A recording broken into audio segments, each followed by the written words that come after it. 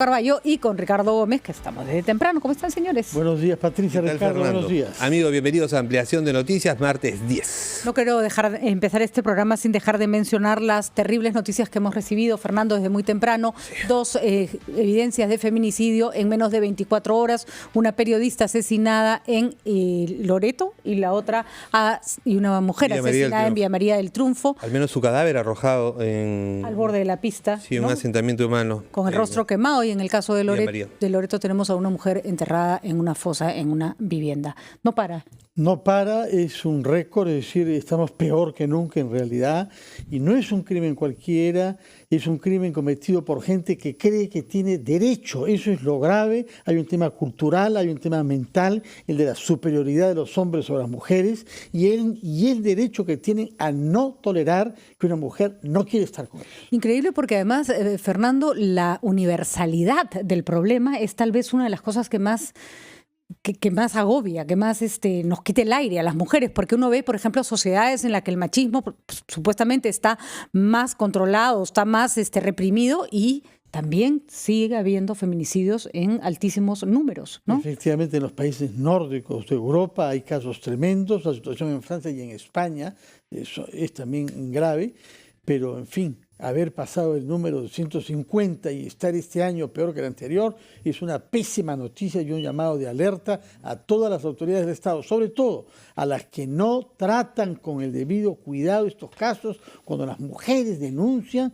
en las comisarías, en los centros de mujer y en las fiscalías. Ricardo, ¿qué se hace cuando se tiene dos chicas como jóvenes como son tus hijas? ¿Cómo se vive? ¿Cómo vive un padre cuando su hija sale a la calle? Con preocupación. Y eso es terrible, porque ocurre que si tienen que tomar un taxi o transporte público... o regresar tarde a algún lugar. Sí, claro, ¿no? De la universidad. O de una reunión, vaya, tienen derecho los jóvenes también a ir a una reunión fin de semana, acabaron las clases. Y estás con la preocupación de que les puede pasar algo. Y tú dices, ¿por qué si yo en mi casa y mis amigos y la gente de mi entorno no hace estas cosas? Pero lamentablemente nuestros hijos, nuestros jóvenes están expuestos no solamente a tu entorno más cercano, sino... en realidad una ciudad que evidentemente ha resultado, y como todo el país y como otros países, agresiva y duro con ellas. Y duro con ellas. Y en estos casos, además, tal vez, por ejemplo, en el caso de Loreto, una de las cosas terribles es su expareja, ¿no? Sí, en este caso era la nunca pareja. Está libre una chica de terminar enamorándose de un hombre obsesivo que después no la quiere dejar ir, ¿no? Y que la persigue, la acosa, y que puede terminar en estos casos. Como bien dice Fernando, si no se toma en serio las denuncias, si no se toman en serio las medidas preventivas, esto no va a parar. Pasa por la educación. No va a parar. Horrible manera de terminar el año, con un feminicidio tras otro. Pero bueno, ese es tema de reflexión con el que queríamos empezar, y también nos tenemos que dedicar a los temas de la política, porque por supuesto tenemos ahorita campaña, nomás. Tenemos campaña. En 6 semanas, elecciones. Exacto, un poquito más de un mes y ya estaremos otra vez en las urnas. Por eso nos acompaña el presidente del Tribunal de Honor del Jurado Nacional de Elecciones, el señor Osvaldo Hunskopf, a quien le damos la bienvenida porque es su primera aparición en prensa, y el abogado Jorge Jauregui, que siempre nos ayuda con los temas de derecho electoral. Doctor Jauregui, gracias por estar con nosotros. Le pedimos primero al señor Hunskopf que nos ayude a entender cuál es el rol que cumple este Tribunal de Honor. ¿Para qué está? Es el Tribunal de Honor del Pacto Ético Electoral del Jurado Nacional de Elecciones. De acuerdo, ¿no? O sea, este pacto en el que todos se han puesto de acuerdo en no agredirse. Desde el año 2005, en abril, para las elecciones de 2006, nace este pacto ético electoral como un compromiso de las organizaciones políticas para respetar, ¿no? Las propuestas, las candidaturas, la no agresión, ¿no? La no discriminación, etcétera, ¿no? Pero finalmente tenemos que firman este convenio, este compromiso, pero finalmente no lo cumplen, ¿no? Bueno, yo honestamente le quiero manifestar que es la tercera oportunidad que integro el Tribunal de Honor, ¿no? Sí. En el año 2016, para las elecciones presidenciales, en una campaña mucho más larga, el presidente fue Walter Gutiérrez y lo integraban Salomón Lerner, Marco Martos, Ulises Montoya, el que habla. Fue una campaña muy difícil donde se dieron muchísimos problemas que no trascienden porque no son audiencias públicas, son audiencias absolutamente reservadas. En el 2018 volvimos a repetir la historia con Enrique Bernales Ballesteros, con Domingo García Belaunde, ¿no? Para las elecciones para municipales y regionales, y la doctora Violeta Bermúdez y el que habla, ¿no? Sí. En esta oportunidad... Un candidato a la alcaldía, el que iba liderando las encuestas a su momento, se abstuvo de ir a los debates porque decía, ¿de qué sirve que hayamos firmado un pacto ético si me están sacando la mugre en todos lados, me dicen de todo y no pasa nada? Bueno, pero en realidad lo citamos 3 veces, porque lo que la gente no sabe es que nosotros jamás hacemos una publicación o una información si previamente no escuchamos al candidato. En realidad lo citamos 3 veces y en las 3 oportunidades enviaba a sus abogados. Pero no deberían citar a quienes transgreden el pacto ético. A ambos. En realidad nosotros escuchamos los descargos, las ofensas, evitamos ese tipo de agresiones y de campañas duras. El tema, disculpe, Garro, o sea, sería ideal, sería magnífico que quienes firman el compromiso lo cumplan, y si no lo cumplan sean sancionados, pero no ocurre ni las dos cosas. Bueno, en realidad lo que pasa es que no trasciende y pero no debería se sabe. trascender entonces. Pero sí, es que no se hacen públicas. ¿Se ha sancionado algún candidato? Muchísimas veces. ¿Se le ha sacado de carrera? Por supuesto, es que no quisiera referirme a temas puntuales porque están volviendo a postular, pues entonces no vaya a pensar que nosotros estamos quebrando el tiene que equilibrio. mantener una imparcialidad. Pero deberíamos saber quiénes faltaron a su compromiso y fueron sancionados. Pero por favor, no hay que hacer muchísimo esfuerzo para remontarse al 2016 y hay 2 candidatos que fueron excluidos del proceso por la gestión del Tribunal de Honor del Pacto Ético. Y no necesito decirlo porque... los que fueron excluidos fueron por el Jurado Nacional de Elecciones por no cumplir con determinadas normas electorales. Pero por recomendación y propuesta del Tribunal de Honor del Pacto Ético. Nosotros hacemos, escúcheme. O sea que frente a las personas que dicen, y acá le hago la pregunta, que el Tribunal de Honor del Pacto Ético no sirve para nada, yo solo estoy trasladando las críticas. Usted dice que no, que ustedes tienen capacidad de sancionar y que tienen capacidad de fiscalizar. Yo le garantizo, le agradezco la pregunta. He escuchado varias veces como que el Tribunal de Honor del Pacto Ético está pintado en la pared. Así es. Y eso no es cierto, porque nosotros trabajamos con mucha intensidad y con la frecuencia que sean necesarias. Y vemos múltiples denuncias. A ver, doctor Jauregui, ¿quién fue finalmente quien excluyó o cómo y por qué se excluyó del proceso electoral general último al señor Julio Guzmán y al señor César Acuña, directamente? Bueno, en principio, muy buenos días y es un placer estar en este programa. Bueno, en principio había que precisar que el caso del señor Guzmán respecto a los demás casos es sustantivamente distinto, ¿no? El caso del señor Guzmán no es un caso de exclusión. No, efectivamente fueron casos que fueron vistos desde la perspectiva jurisdiccional, fueron decisiones jurisdiccionales, pero yo quiero rescatar que el pacto ético ha aportado mucho a mejorar las prácticas, a generar mejores condiciones para el proceso electoral. De hecho, por ejemplo, la presentación de hojas de vida, que ahora sirve para que en esta etapa ulterior del proceso electoral los ciudadanos podamos ejercer un ejercicio de vigilancia ciudadana, es un aporte del pacto ético. Fue originalmente una propuesta del pacto ético electoral a modo de buena práctica y que luego fue incorporada en la legislación. La posibilidad, por ejemplo, de que los partidos políticos presenten, además de las candidaturas, programas de gobierno y que los ciudadanos nos enteremos de qué están proponiendo, aunque luego puedan desalinearse, tenemos una idea de qué están proponiendo.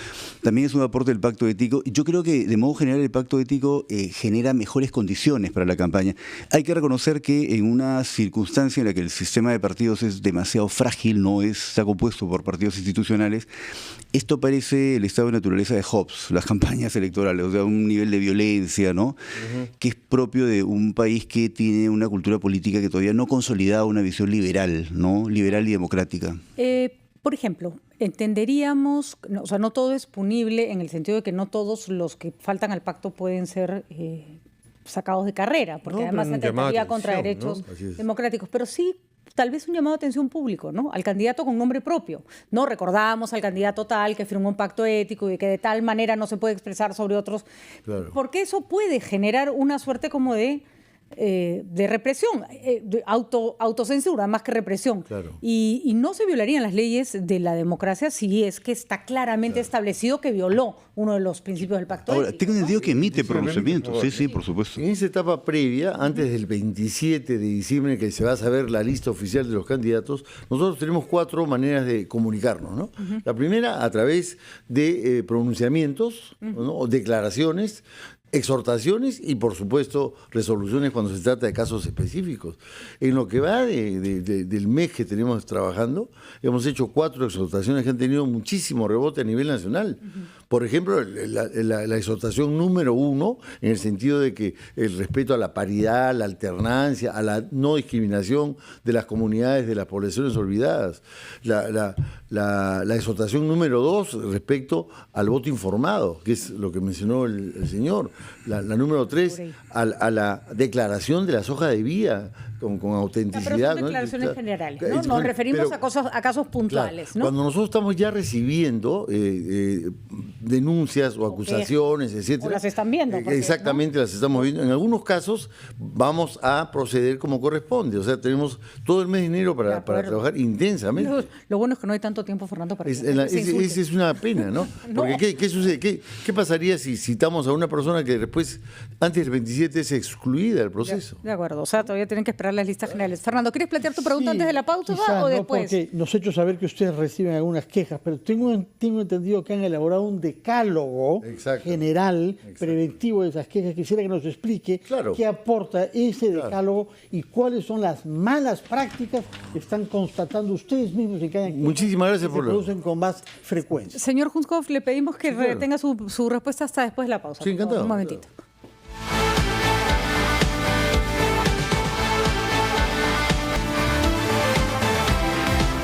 De la mañana con 19 minutos, estamos de regreso con ampliación de noticias. Hoy martes 10, están corriendo los plazos porque tenemos elecciones, estamos en periodo de tachas, hasta cuándo se puede sacar un candidato de carrera o no, o hasta cuándo se puede, en todo caso, cuestionar su participación. Pero Fernando Carballo tenía una pregunta que había formulado nuestros invitados. Respecto de un decálogo que ustedes han formulado para no trabajar solamente sobre la base de las quejas que reciben, sino fijar una doctrina general sobre temas, algunos de ellos nuevos, como el uso de las redes sociales para insultar y para circular noticias falsas denigrando a los candidatos. Explíquenos, por favor, los alcances de su decálogo sobre este punto en particular. Bueno, le agradezco la pregunta. Mire, el día de ayer nosotros sesionamos todos los lunes y las horas que sean necesarias. Vimos que en la forma como se habían redactado los 14 compromisos éticos eran demasiado amplios. Entonces los hemos resumido, los hemos concentrado en un decálogo, o sea, en 10 puntos que resumen absolutamente todo. A partir de hoy día se hacen públicos a nivel nacional. Por ejemplo, el número 1, no insultar, agredir, acosar o atacar. Respetar a los contrincantes. ¿No? El número 2, sumar esfuerzos para enfrentar la corrupción y no aceptar aportes de fuentes ilícitas. Narcotráfico, minería ilegal, de activos ni de fondos públicos. Es importantísimo. No mentir sobre su pasado. Ser transparente en su hoja de vida. Ese es cortísimo, pero de muy fácil aceptación. No postular candidatos con antecedentes penales o judiciales, que los hay. Se están descubriendo cada día muchísimo. Tenemos no difundir noticias falsas en las redes sociales, y esa es su pregunta. La optimización de la utilización de las redes sociales es fundamental en esa campaña, porque es muy fácil agredir y mentir y ofender en las redes sociales. Es muy fácil, ¿no? Entonces ahora lo estamos, por supuesto, advirtiendo, porque si no, evidentemente se van a iniciar los procesos. Cumplir con la paridad y la alternancia. No a la discriminación por edad, género, raza. Poner sus propuestas en los medios de comunicación y no prometer aquello que no es competencia de un congresista. Bueno, ahí se tendría que volar como la mitad. Por supuesto. Por supuesto. Y fíjense, nosotros no solamente actuamos a pedido de parte, sino a instancia de oficio. Y la verdad que tenemos un personal, una secretaría técnica y un conjunto de profesionales que nos muestran todas las grabaciones, los videos, los audios, etcétera, y en base a eso iniciamos. Y ya tenemos toda una lista de personas que vamos a citar. Lo que sucede es que como hay un plazo que se vence el 27, los candidatos pueden renunciar de aquí al 27, pueden ser excluidos. ¿Se dan cuenta? Entonces no podemos adelantarnos a algo que de repente sería innecesario, ¿no? ¿Piensan ustedes organizar algún debate entre los cabezas de lista? Es cierto que son 22. Bueno, varias 22 organizaciones políticas que firmaron el pacto ético electoral. El martes recibimos la visita a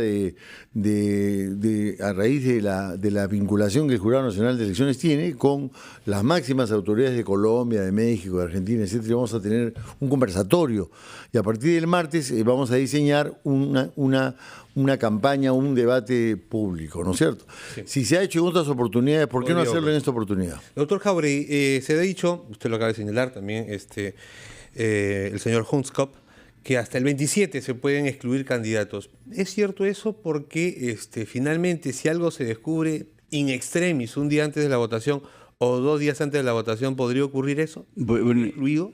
Bueno, en efecto. Normalmente hasta el 27. Exacto. ¿No? Ahí hay que hacer la predicción. El límite para exclusión de candidatos es el 27.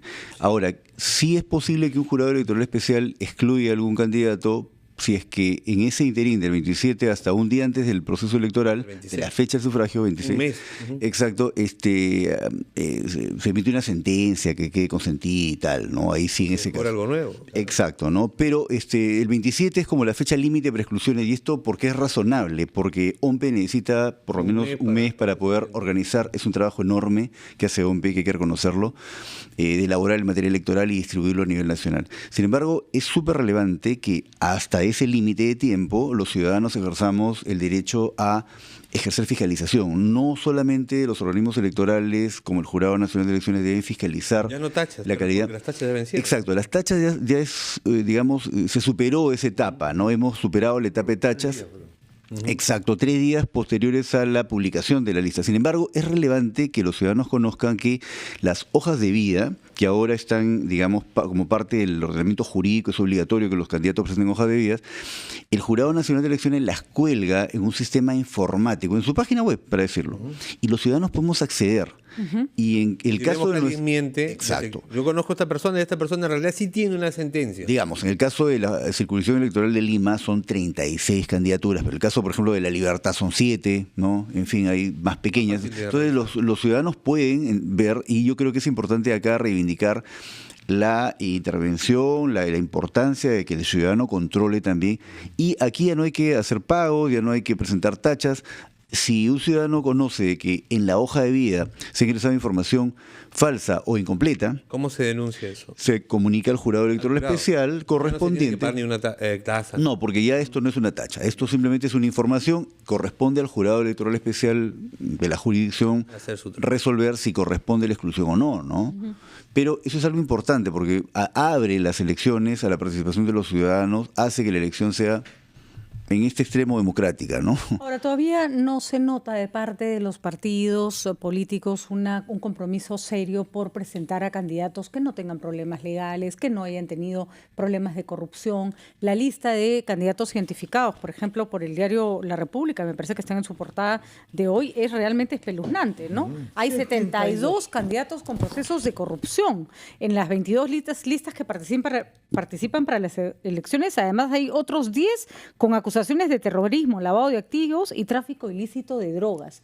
Ahí es verdad que el ciudadano necesita tener un voto informado, pero hay ciertos niveles de responsabilidad de los partidos políticos que no se están cumpliendo, ¿no? El Tribunal de Honor ahí, ¿cuál es su rol? Porque ahí no hay que llamarle la atención al candidato, hay que llamarle la atención al que lo pone en su lista. Para nosotros es muy claro, tenemos que distinguir entre lo que es un acusado, un procesado y un sentenciado, ¿no? Evidentemente nosotros desde el día 8 de noviembre, que fue la ceremonia de la firma por las 22 organizaciones políticas del Pacto Ético, ese día el doctor Ticona, presidente del Jurado Nacional de Elecciones, y el día martes 12, en mi caso, me tocó la oportunidad de hacer una invocación, un llamado a las organizaciones políticas que asistieron para pedirles que sean absolutamente rígidas, exigentes y estrictas en la presentación de sus candidatos, de sus listas. Y lamentablemente no se está cumpliendo, porque hemos visto a muchísimos candidatos, ahí hablan de 144 que tenían procesos. Y había que distinguir, ¿no? ¿no? Si tienen un simple proceso o si ya están condenados, ¿no? Esa es una diferencia fundamental que tenemos y eso Condena en primera instancia y condena... condena definitiva, ¿no? Pero se había pedido, doctor Jáuregui, que se evitara candidatos que tuvieran estos antecedentes o estos problemas que, si bien legalmente no los excluyen de ser participantes, ya hemos visto lo que pasa en el camino, ¿no? Ese es uno de los compromisos del pacto ético. Es uno de los no lo cumplieron. No lo han cumplido. Tengo la sensación que podría estar asociado ello a que no hemos incorporado en ese proceso electoral, o hemos aplicado, mejor dicho, el nuevo mecanismo de elección interna, ¿no? Todavía las elecciones internas son, digamos, un tanto opacas, ¿no? Hay este mecanismo de elección indirecta, ¿no? Que es el más usado. Probablemente esto se revierta cuando los partidos se abran a la sociedad, a los ciudadanos, y un poco hay que reconocer la importancia de las últimas reformas electorales que se han aprobado a iniciativa del Poder Ejecutivo, que mejora esta parte de la elección interna, que es crucial, es crucial. ¿En esta elección se está aplicando la prohibición de no postular cuando hay una sentencia firme en primera instancia? No todavía, porque hay un debate a nivel de, me parece, la Comisión de Constitución, a nivel de comisiones, todavía no ha sido aprobado en el Pleno. Incluso ¿no? lo de la paridad con alternancia, que se supone se aprobó para que se implementara progresivamente las próximas elecciones, todavía no rige para esto. Exacto. Pero aún así todo el partido que la han incluido. Pero sí, más o menos un 40% de mujeres están postulando, más o menos. Más o menos. Así es. Y creo que ustedes en su tribunal son más mujeres que hombres. Hay 3 mujeres y 2 es la minoría, me parece. Muy bien, o sea que están haciendo un ejemplo de acuerdo con lo que piden, que está francamente bien. Bueno, señores, interesantísimo. Vamos a ver entonces, suerte con el pacto ético y con el Tribunal de Honor. Creo que tienen una labor importante entre manos y creo que con el tiempo, no sé si comparten mi opinión, señores, es una institución que se va a ir afianzando, ¿no es cierto? Exactamente. Que se va a ir afianzando y hay que hacer que les tengan miedo, pues. Y por supuesto queda a disposición de ustedes para las cantidades de veces que consideren que mi presencia es necesaria. No, y señor Junckhoff, la cantidad de veces que tengan ustedes que comunicar algo para que los candidatos se alineen. Y que se conozca quiénes son los transgresores. Pero nosotros para tirar dedos no nos gana nadie. Que quisiera robar tiempo sobre el voto digital. Hubo muchas quejas sobre el uso de este recurso tecnológico, se puso un plan piloto. ¿Cuál es la situación esta vez con el uso de voto vía electrónica? Bueno, ese es un mecanismo que es competencia de OMPE. La Oficina Nacional de Procesos Electorales ha aprobado ya un reglamento de voto electrónico, ¿no? Que tiene varias modalidades: voto electrónico presencial, voto electrónico no presencial, y también un sistema de voto que no es electrónico propiamente, que es el sistema de escrutinio automatizado. Hay que reconocer que son mecanismos absolutamente seguros y además que son muy positivos porque evitan deformar el resultado electoral, aunque sea mínimamente, porque el error en las actas se evita. Siempre es humano, y para los que hemos sido presidentes de mesa no saben. Dios mío, es una labor pesadísima, ¿no? Y a mí nunca me tocó voto electrónico, pero hubiera sido completamente feliz. Sí, claro. Solo contando los votos había 4 resultados distintos cada vez que terminamos de contar el Tengo la sensación que no hubo voluntad política en este último Congreso disuelto, entre otra de las cosas que era, digamos, opinable, ¿no? No hubo voluntad política de darle impulso, ¿no? En un país que, digamos, tiene una población electoral enorme y que tiene vías de comunicación muy complicadas, el voto electrónico realmente es una alternativa y hay que reconocer el aporte de OMPE ahí, ¿no? Y hay que reconocer que la gente que necesita movilizarse muchas horas o muchos días para votar necesita una alternativa que no se le está dando y no se le está proporcionando. Sí, nosotros en el Colegio de Abogados, no en esta elección, sino en la anterior, esta es bien complicada, hubo voto electrónico no presencial. Yo voté de Piura y fue una maravilla. Claro. Una maravilla. No hay que estar Perfecto. Pero la de este año, ¿sí? La de este año ha sido un caos absoluto. Esa no se salvó con nada. Caos ni con absoluto. voto electrónico, ni con robots votando, nada. No sirvió de nada. Sí. Eso quiere decir que las máquinas no lo resuelven todo cuando el factor humano no está a la altura de las circunstancias. Como el VAR, efectivamente. Exactamente. El VAR. Póngale la atención que 8:31 minutos. quiera. Gracias, señores. Vamos a una pausa antes de que nos maten porque nos pasamos unos minutos.